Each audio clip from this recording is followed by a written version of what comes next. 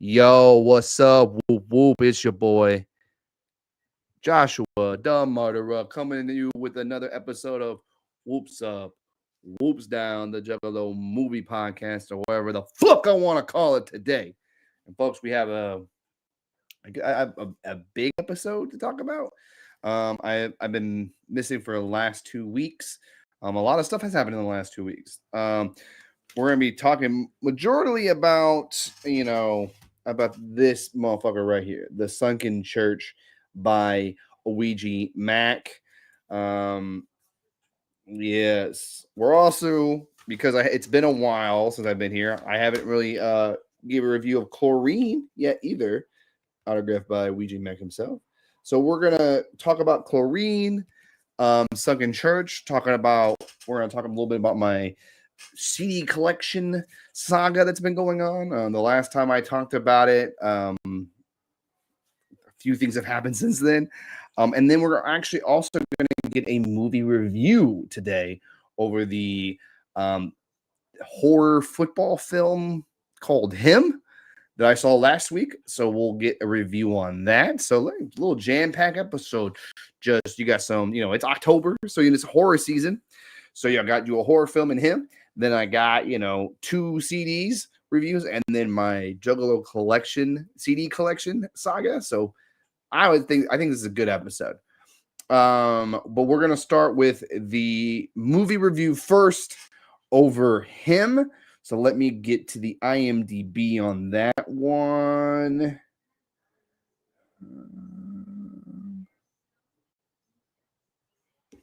Let's see here. It's been a while since I used this. Okay, Purdue.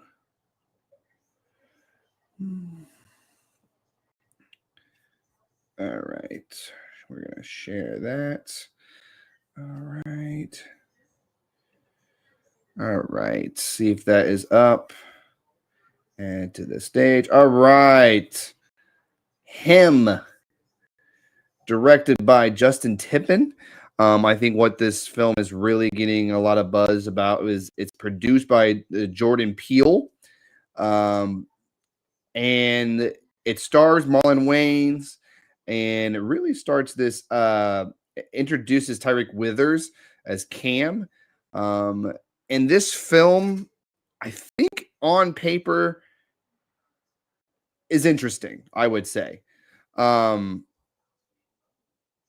think what the film really wants to tell about is the horrors of playing professional football.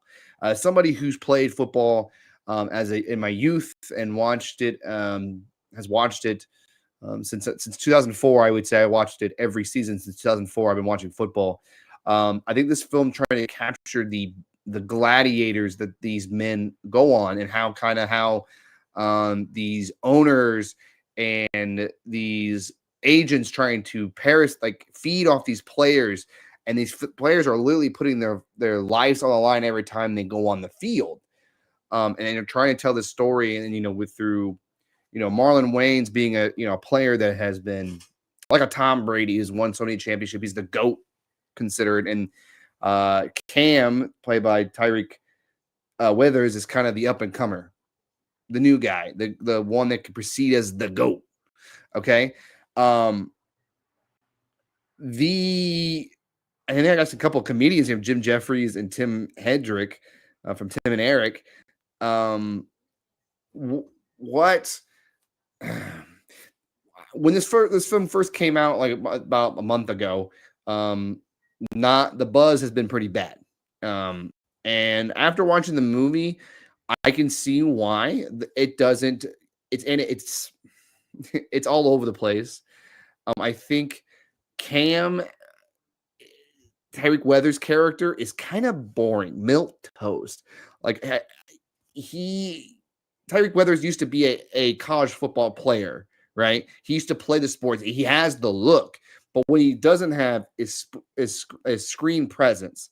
Okay, he doesn't grab you in there, and he kind of is just almost a passive aggressive character. Kind of mean that things just come to him. He is not really being active until towards the end, and when he has to be an active character, a lot of his opportunities are given to him than him actually earning. And we don't actually see him play quarterback. I think that's another missing thing from the film. You think we get a lot of football, like, Any Given Sunday, Waterboy, any football film would show you a little bit about football, but we don't really get a lot of actual football, stuff.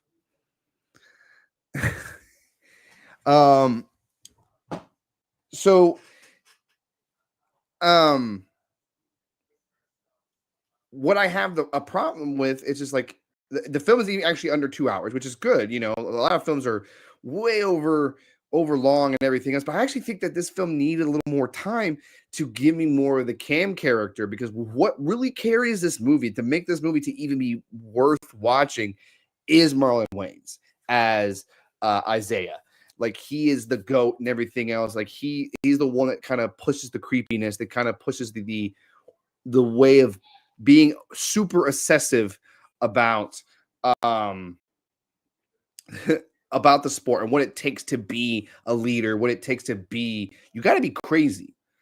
Anytime I've learned, not covering football, but actually learning and doing a deep dive in what in these people's lives, you got to be fucking crazy to even do this sport. And I think I think Marlon Wayans captures that crazy, and where Cam goes towards the end. I like the ending and what it represents, but I don't know if they stick the ending because it didn't build towards it. I don't feel like I have any goodwill for Cam.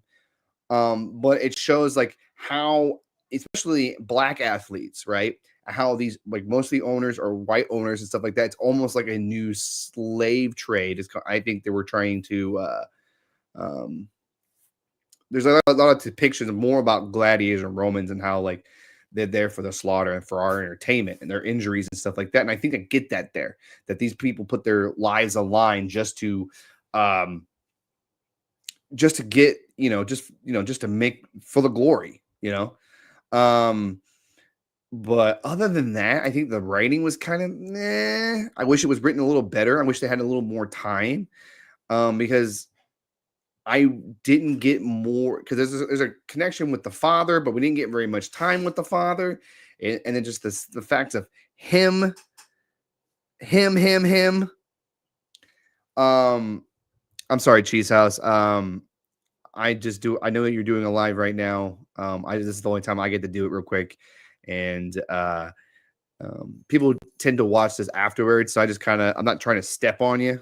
I'm just trying to do my shit and get out, kind of thing. But anyways, the Jim Jeffries plays a doctor in the way that a medical doctor that treats injuries for these athletes, and he's kind of like, he even feeling some guilt that, how am I putting these people, I'm healing these people to then go ahead and destroy themselves even more. And I think there's a lot of like CTCE thing going on here and stuff like that. Even like talks about obsessive fans and what they do with new people.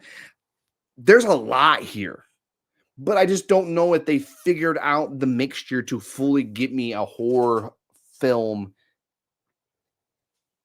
aspect of this. I think I wanted more out of this that it was giving. So if I had to give my rating for this, is it a whoops up, whoops down? It's a whoop sideways. I mean, there's things that I liked, but there's things that I'm like, I didn't really care for. You know what I'm saying?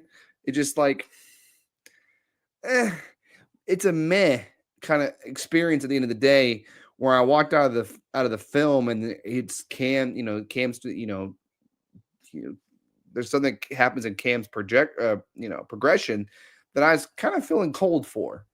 But I kind of liked some of the messaging there from my aspect of playing football, knowing what's going on in the NFL, right? How like this speaks on that, about how owners, underpay their athletes, or treat their athletes like property and stuff like that, and for their own riches and stuff like that. It's just kind of like, at the end, it seems like the only way forward is players' rights and players controlling what they do and what, how they handle themselves within the league. That's kind of what I got. But like I said before, there's just not a lot. There's a lot here. It just doesn't connect very well. So it gets a whoop sideways. I think it's the very first whoop sideways I've gotten. I think it's been talked about But yes, so him, Whoop Sideways. I think you have a great idea. I just don't think you sticked it, and I don't think your lead actor was compelling enough to even get me to those emotional arcs where Marlon Wayne's character did. I think he understood the assignment. He was a great villain to play off, but I just don't think it stick the landing. So give a Whoop Sideways for him. Check it out if you are interested. If you're not a football fan, I would skip it. To me, there is nothing about the film that is worth seeing unless you want to see Marlon Wayne's performance. That's the only reason. So that's it. Thank you. That Whoop Sideways. All right. So next we're gonna give a music review. We're gonna start with Chlorine. This came out, I believe, April, May. One of the time. Like it was or even this summer. I can't really quite remember. Well, I got this autographed in the June. So I'm thinking this is probably like May, early June is when this came out. Love this album.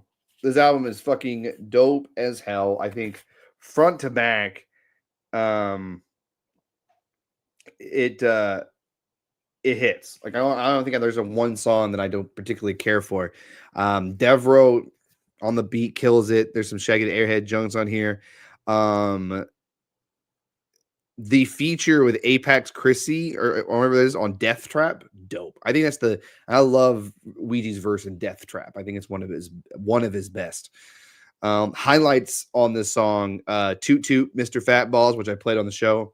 House of 1,000 Doors, Lunatic, Calypto, when you find out that was just kind of like off the dome kind of shit, that shit goes crazy. Database is a good one. Little Nightmare, wicked shit. Like this whole album slaps. Now with this album, it came with 2 extra junts, but you're not missing much by not having this. It's the first. It's just a different intro, and then the last song is just some Scroll Keeper kind of junt. So if you're a Scroll Keeper kind of thing, I think this is like you gotta own the physical copy of this. Yes, but this shit bumps. I just listened to it again today. This thing kills, and it kind of is a good, palate cleanser for the next album. I think we just been kind of doing like a sideshow project between his runes, like Temple of Psychobabble was the precursor of Temple of Ash, and this is the precursor of Sunken Church. So this album gets a double whoops up. I think it's definitely worth your time. It's a fun album, front to back. I mean, you start with Creeper Crawler, and then you just keep going to Would It Be All Right? And you're like, fuck, it's already over. And you want to play that John again, especially when you get to the run of Lunatic. Never, there's fuck. I mean, the whole album is pretty great, but I think from the Houses of Thousands of Doors all the way to Mean Motherfucker is just a nice little freaking run that shows you what this guy can do. A guy that works harder than anybody out there. You know what I'm saying? Like no one works just as hard as Ouija Macc. I mean, this like being his 3rd album of the year. He's already released like a shit ton in 2025. So if you haven't listened to Chlorine, I know this is like a very late review, but get it. It's a dope album.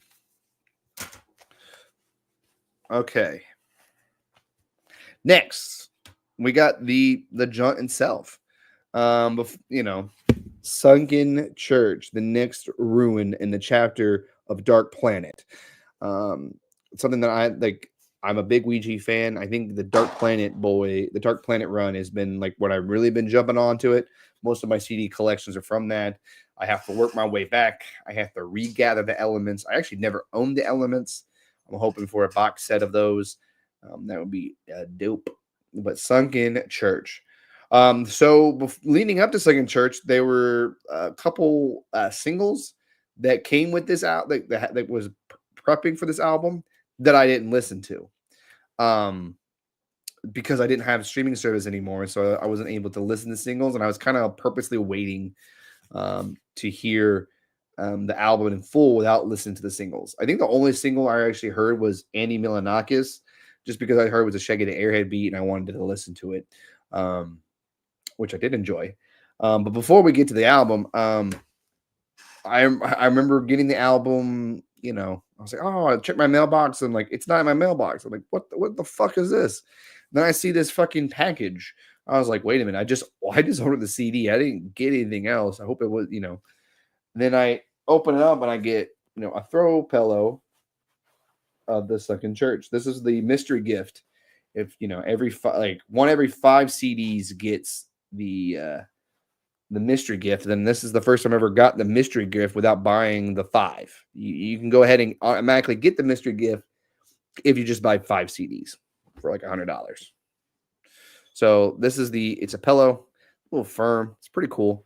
And then I got this saying that I won. It says, congrats, you have been randomly selected for a Sunken Church mystery gift. One of every 5 Sunken Church CD orders receives this offering. So I got this offering. It's pretty dope. I love it. And it just, added to the mystery of the funness of the Sunken Church, I believe. But anyways, let's talk about the album. Sunken Church. Different than the other albums, I would say. I think this one's more of a story album from the back. I think as the album goes on, it's telling a story. And I had to think, it's been a while since I listened to Temple of Ash, that maybe if I didn't get that feel with Temple of Ash. I think there's references to Temple of what the Temple of Ash does, but there's other songs on it too. But this one feels more like a storytelling one. Like we're in the middle of the saga right now. There's one after this one that I will reveal when I'm done with this review. So this one doesn't have. If this one felt different, I should say it's a little. It's a little. Okay, slower. There's not very many fast songs. There's not a lot of This felt like you're going through the Sunken Church. So in the album here, buying the extra thing, you get 4 extra things if you bought the CD version, which technically is 3 songs and an intro. When you get this on the streaming, you don't get the first, the submerge, which is basically just saying, you're welcome to Sunken Church. If your soul's not pure, you're not leaving here, kind of thing. And then it hits Hatchet Homicide. And then it goes on from there. And then there's 3 ending songs called The Get Ya Man, Lovely, and At All. So let's talk a little bit about it. Yeah, like I said, a little slower, but I feel like it tells a story here. And every time I listen to it, it gets better. When I first listened to Sunken Church, I kind of think I liked Temple of Ash better. And that makes maybe because I listened to the singles and I got myself hyped for Temple of Ash. Where in this one, I didn't have a lot of hype because I didn't listen to the singles. I didn't listen to anything from it. So I just, because I knew I was going to get it. So Hatchet Homicide is a good opener. Fungalo, I mean, what this album does a lot has that, since it's called Sunken Church, it has a lot of beats that deals with church melodies.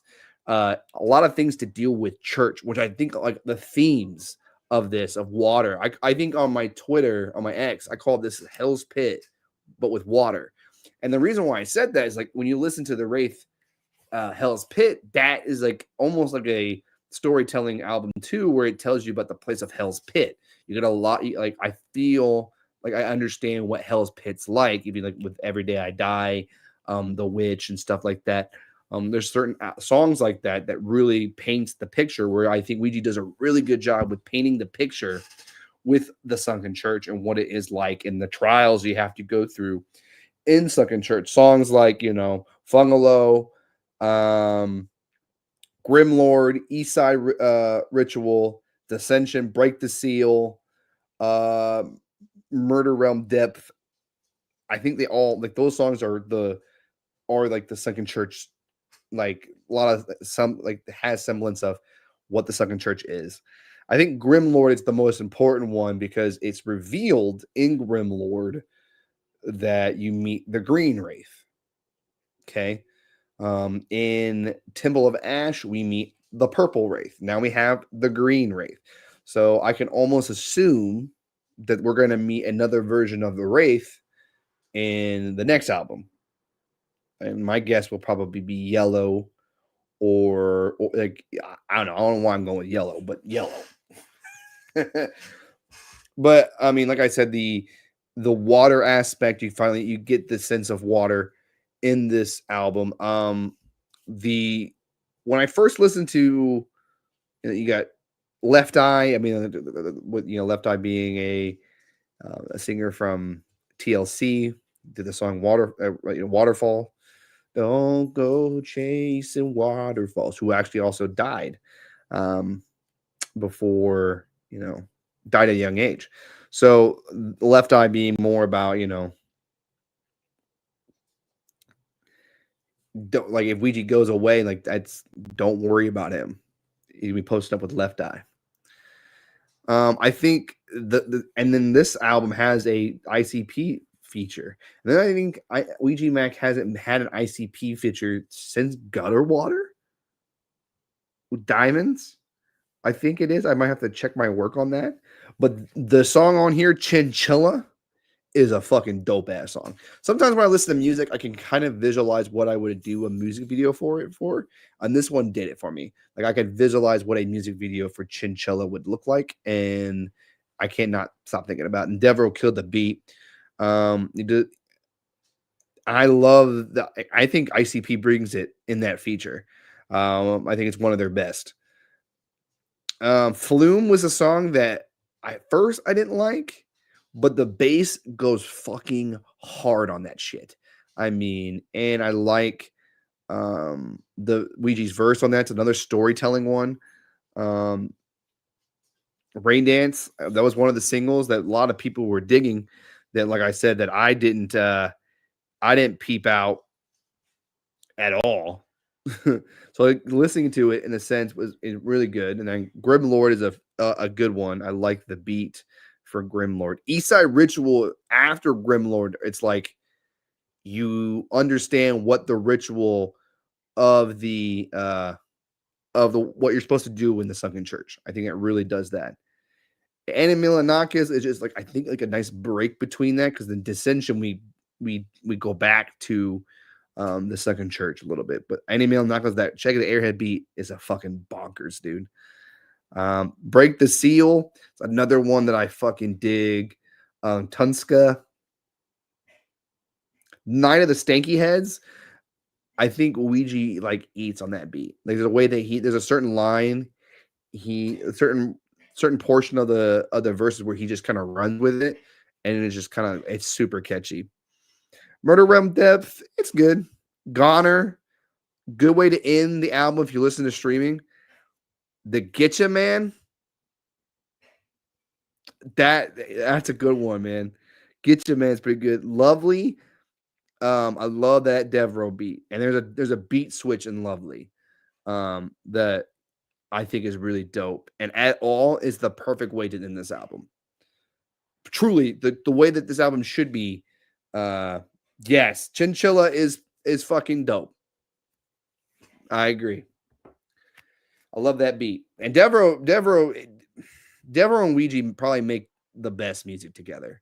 Him and, like, fucking Devereaux with anybody. Devereaux with Shake the Airhead. Devereaux with Darby. Devereaux with Ouija. Devereaux with the Insane Clown Posse. Like, Devereaux is the man.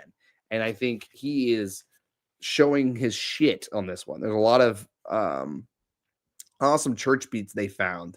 And you add that, the zombie evil laugh from Call of Duty Zombies, like, Devereaux's been using that evil laugh. When that shit comes on, it's about to get fucking wicked. Wicked.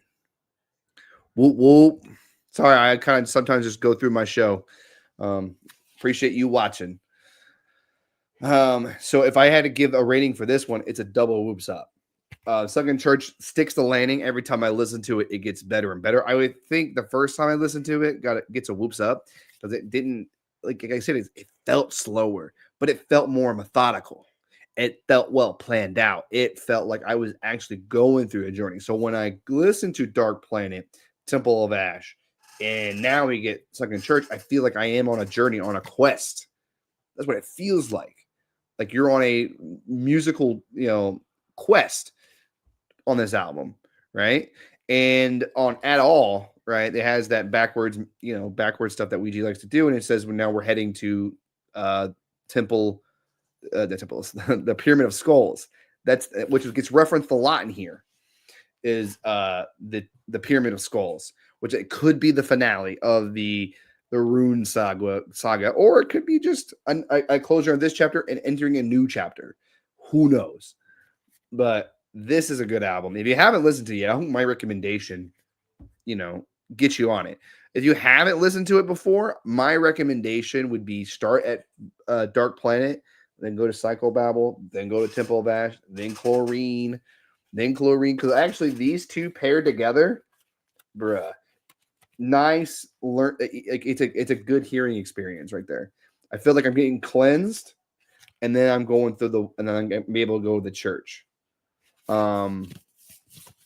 My favorite songs from this one, I will just say real quick. Chinchilla, Grimlord, Break the Seal, and I would say Night of the Stanky Heads.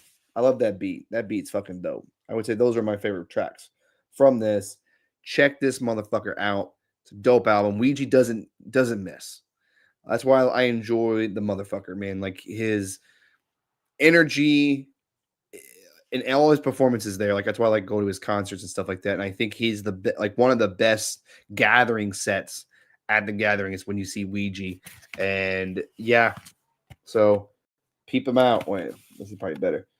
Chlorine and Sunken Church. Check these motherfuckers out. They both get whoops ups from me. Okay. Look at that. We're already 3 reviews out of the way. If you missed it earlier in the show, I did do a review for the Jordan Peele produced Him. So if you want to go back after the stream and check that out, please do. Then we'll take a little break before we get to my other journeys, other things I have been doing. Please, if this is your first time on the show, please like and subscribe to the channel. I'm trying to do this more regularly. Life happens and you just kind of have to go with you want to go. I need to pick up on my Toxic Avenger. We're on Toxic Avenger 4. I need to get that done so I can get the Toxic Avengers, the remake. Maybe if I can get it done by the end of the month, that would be fantastic. I have to get with Humble on that. And then, November's Oscar seasons, movies. There's a bunch of movies in November that I'm trying to check out, and December. And January is pretty much a month where I try to catch up on some of the things I missed. Hopefully we'll get back to interviews again. I miss doing interviews. And I thought it added a nice little layer to the show. But hit that like and subscribe, and hit that notification bell to let you know that I'm live, because I just be popping up in this motherfucker. That is for sure. Without telling you guys, that's my favorite thing to do right now. All right. So let's go to the last portion of the show, where I'm going to talk about my CD collection. So as you guys know, as I repeated again on this show, is that I gave up on streaming services. I'm no longer paying the monthly subscription for music streaming. Instead, I've changed routes and gone into CD collection, especially when since I got off streaming, I have to rebuy all my Insane Clown Posse albums. I have to I have to buy, Darby stuff. I got to buy, I was already buying CDs, because little things you don't know is the CD quality, and then in that file coming to your phone and listening to it is actually better sounding than straight off streaming. And I don't have to worry about streaming taking my album off. I can have it forever and I can listen to it whenever I want to. That's why I'm so glad that I got the piecemeal, because you cannot get that on Apple Music. I think it's on Spotify, and I'm not getting Spotify. And I'm not have multiple streaming services to listen to one song. So the best thing to do is just to buy the damn CD, and we go from there. So, last time we talked, I bought a Amazing Jackal Brothers that turned out to be not the right CD. So I had to buy a new one. So I bought this one. This is a Jake, right? Yeah, Jake Jackal. He's your negativity. He's of your hate. Okay. And actually, I got this CD brand new. The only thing that was wrong with the album when I bought it is that there's a crack here, but it was sealed. So we got the right CD this time. I already showed you all the little linkings and stuff like that in the last episode, so check that out for that. But there's Jake Jackal right there.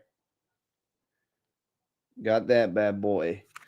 And then I think on the last time I was talking about the Wraith is coming. So I got, the Wraith of Shangri-La right here. I owned this CD a while ago, but I didn't. I don't know what happened to it, so it was missing. But this is the Wraith. The version of the Wraith that I got is, and the CD quality is actually, not, it was not very many scratches. It played very well, and it came with a DVD. The DVD version that I had the first time was the Gathering of the Juggalos performance. But this CD is actually the seminar from their third gathering from Peoria, I believe, where Jay does a seminar and he talks very candid about the 6 Joker cards and the journey. Around the time he wrote Beyond the Pain. So like a lot of that stuff, I'm like, oh, he talked about in Behind the Pain. So here's the Wraith of Shangri-La. Oh. Boom.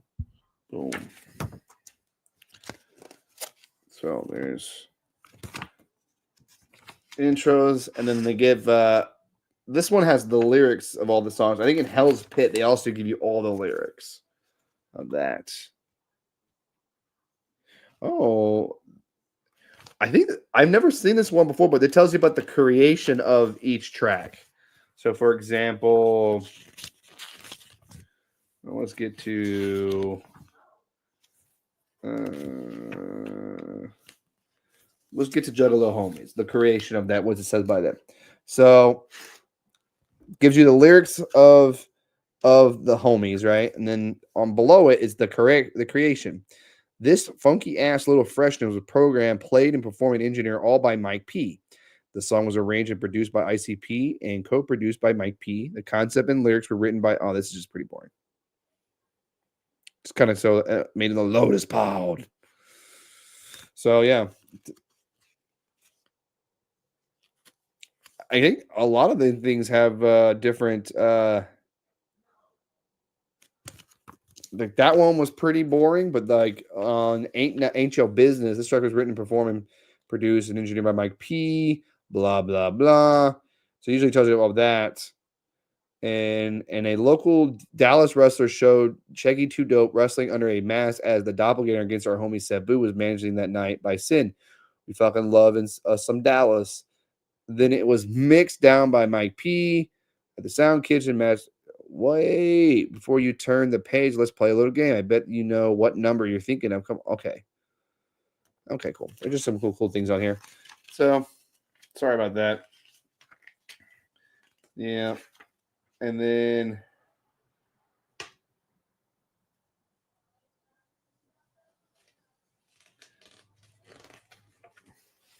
so there's the Wraith. That's pretty cool. I like the Wraith. Dope track. And then the clowns during that era. It's nice. Okay. So when I got the Wraith and stuff like that, I was actually bidding on another Amazing Jackal Brothers that I didn't get. And while I was doing a bid for that one, I ended up getting the yellow version of Dark Lotus. Okay, I never owned never own a Dark Lotus album before till right now. And actually everybody prefers the red one. I actually prefer the yellow one. I listened to the red version the first time last October.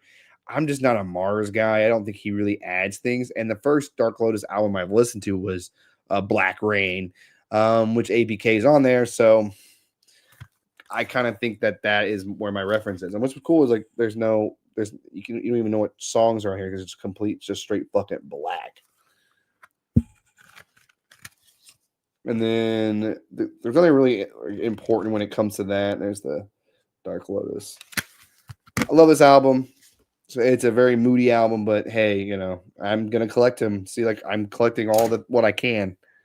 And then the end of, I think it was a couple weeks ago, I was hanging out with Bobby Blaze, Jiggy Fresh, Prez Murder, Jiggy, you know, all the Team and Jiggy guys. And I know that, Bobby Blaze had some Darby stuff because him and Darby are cool. And I'm looking for Darby albums, especially the ones that are hard to find, especially Bringing the Clowns EP. Bringing the Clowns has one of my favorite Darby songs on. So I've been looking for. So I was trying to get ahead of it and have Bobby Blaze trying to find the album for me, but he just moved into his house. So I couldn't expect him to find it, but he was able to find me The Tomb, a super rare album from Darby and Devereaux after they made Piecemeal, I believe, or after Gully. After Piecemeal or Gully. Which the only reason why I was trying to hunt this down because I was listening to Whoop Whoop. I was listening to an interview that Humble Among did with Devereaux and Darby from 2021. Don't ask me why I was looking for interviews of Devereaux and Darby at the time.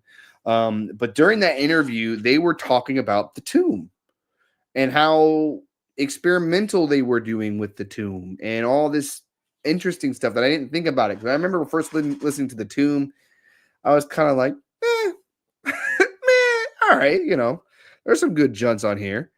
But once I learned that piece of information, the album changed for me.